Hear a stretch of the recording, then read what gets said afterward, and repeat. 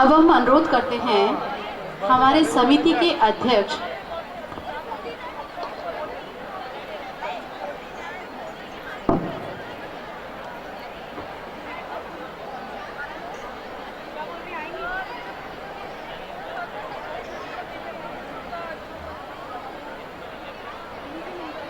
हम अनुरोध करते हैं हमारे समारोह की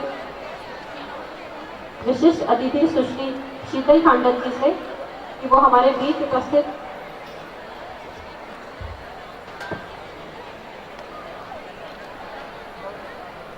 स्वर्गीय श्री बीपी सिंह जी की धर्मपत्नी जो आज हमारे बीच यहाँ उपस्थित हैं उनका सम्मान करें।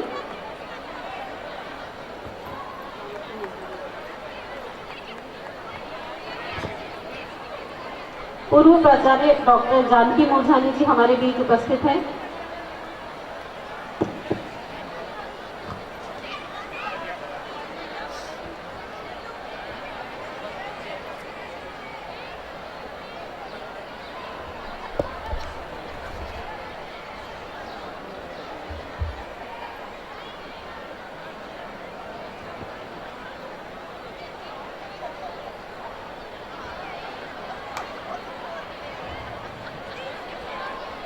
आपने किया वो काम जो आसान नहीं था। आपने जंगलों को काटा नहीं, रेगिस्तानों को सींचा था।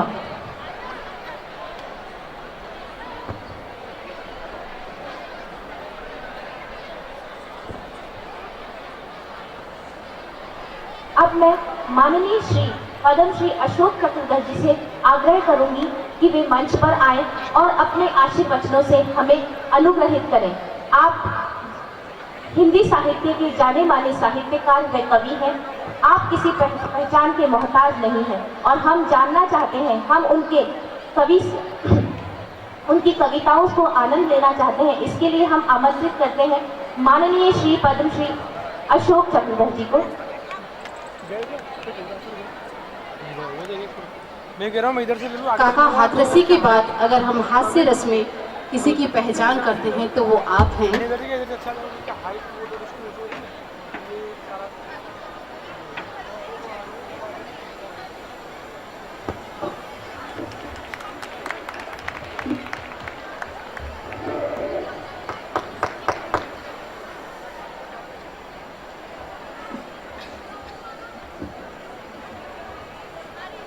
श्री भवानी निकेतन शिक्षा समिति के प्रांगण में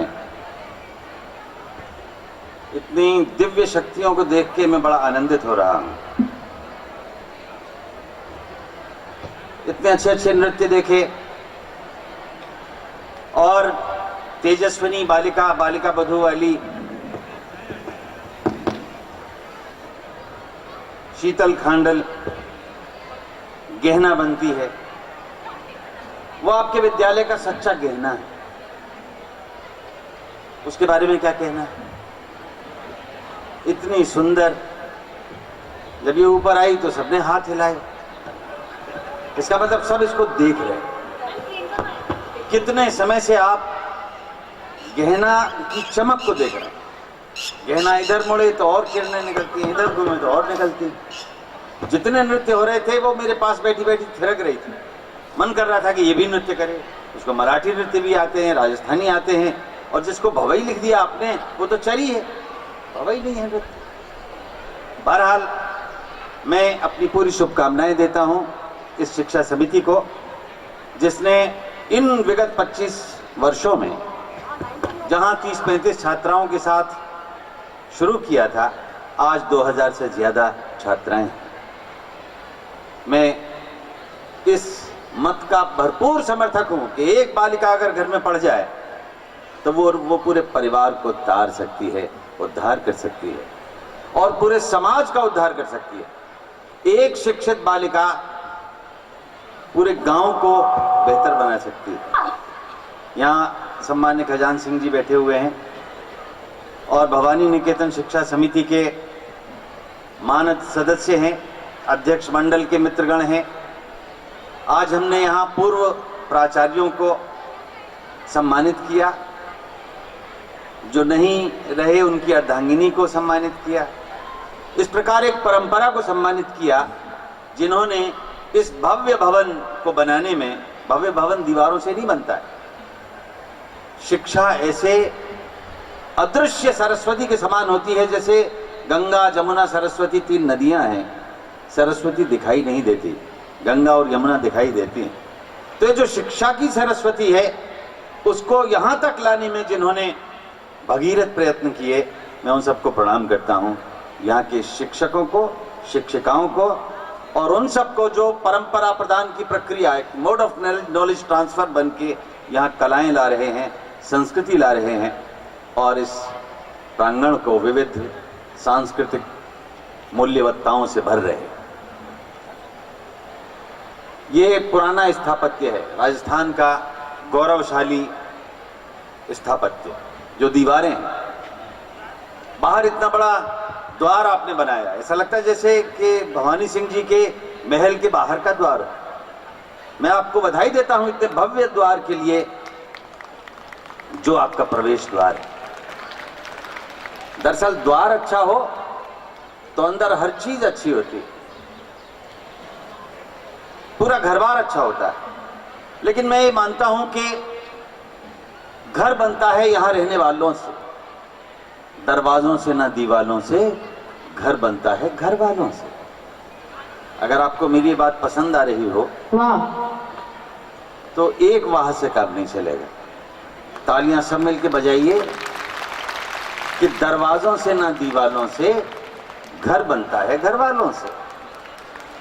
अच्छा कोई मकान बनाएगा, पैसा भी खूब लगाएगा, पर रहने को नहीं आएगा तो घर उसका भर जाएगा सारा मकड़ी के जालों से। दरवाजों से ना दीवालों से घर बनता है घर वालों से। घर में जब कोई न होता है, दादी है और न पोता है, घर अपने नैन भिगोता है, भीतर ही भीतर रोता है। घर हंसता बाल गोपालों से, दरवाजों से ना दीवालों से घर बनता है घर वालों से। और रहे भी मगर लड़ाई हो, भाई का दुश्मन भाई हो, न नदी से तनी भौजाई हो, ऐसे में तो राम दुहाई हो। घर घिरा रहेगा सवालों से, दरवाजों से ना दीवालों से घर बनता है घर वालों से। और इस गीत की अंतिम पंक्तियां थी, अचानक याद आया कि घर प्रेम का ईंट और गारा हो, घर प्रेम का ईंट और गारा हो, हर नींव में भाईचारा हो, कंधों का छतों को सहारा हो, दिल खिड़की में उजियारा हो। घर गिरे नहीं भूचालों से, दरवाजों से ना दीवालों से घर बनता है घर वालों से। तो आप एक शिक्षा का ऐसा अद्भुत मंदिर यहां बनाएं कि आगे आने वाले 25 वर्ष में ये भारतवर्ष का ही नहीं, विश्व का सर्वश्रेष्ठ शिक्षा संस्थान बन जाए, ऐसी मैं शुभकामनाएं देता हूं। जिस शिक्षा संस्थान में एवरेस्ट के शिखर को छूकर आने वाली क्षमताएं विद्यमान हो, जहां पुलिस में जाती हो वे कैडेट जो यहां से सीख के अनुशासन को जाती हो। पहली जो बालिका आई थी, एथलीट थी, वो जब तक उनके कोच नहीं आ गए, जब तक उनके कोच नहीं आ गए संकोच में खड़ी रही। उन्होंने अपना अभिनंदन पत्र नहीं लिया। तो मैं इस परंपरा और इस जज्बे को भी सलाम करता हूं कि जिन्होंने हमें सिखाया है हम उनको भी मान दें। हम अकेले नहीं लेके जाए मेडल और पुरस्कार और सम्मान। तो मुझे मालूम है कि बालक आज यहाँ आए हैं क्योंकि उत्कर्ष नामक कार्यक्रम है। वैसे तो इस प्रांगण में लड़कों तुम्हारी प्रविष्टि को कोई मान्यता देता नहीं, आज तुम आ गए हो तो ये अच्छा अवसर है कि बालिकाओं से तुलना करो अपनी कि कितना आगे जा रही हैं और तुम कहां पिछड़ के रह गए। हर क्षेत्र में, जीवन के हर क्षेत्र में वे आगे हैं।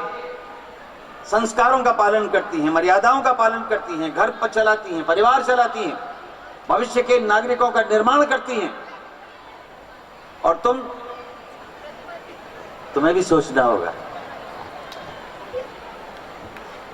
निराशा में कभी मत आना। मैं तुम्हें निराश कर दूं तो ऐसा ना कि तुम वो आए थे और बोल गए और हमारा अपमान कर गए लड़कियों के सामने, ऐसा नहीं। लेकिन जो नटखटपन तुम्हारा है वो भी हमें स्वीकार है। अगर अपने नटखटपने के साथ कुछ ऐसी झटपट चीजें करो जो तुम भी इस प्रांगण में बैठकर भवानी निकेतन शिक्षा समिति का नाम ऊपर करो। मैं जानना चाहूंगा यहाँ मीना जी से, मीना राठौर जी से, कि आपकी लड़कियां तो गजब कर रही हैं साहब। पूरा देश देखता है शारदा को, शीतल को, और पूरा देश जानता है एवरेस्ट पर चढ़ने वाली को। आपके बालकों में से कितना लोग किस किस को जानते हैं, ये भी एक आंकड़ा मुझे प्राप्त करके जाना है। मेरा धर्म है कि मैं आप सबके अंदर आशा का संचार करूं। एक नटखट छात्र ने अध्यापक श्रीमान जी को एसएमएस भेजा। एक नटखट छात्र ने अध्यापक श्रीमान जी को एसएमएस भेजा, सर फ्राई हो गया है भेजा। समंदर जितना सिलेबस है, नदी जितना पढ़ पाते हैं, बाल्टी जितना याद होता है, गिलास भर लिख पाते हैं, चुल्लू भर नंबर आते हैं, उसी में डूब के मर जाते हैं।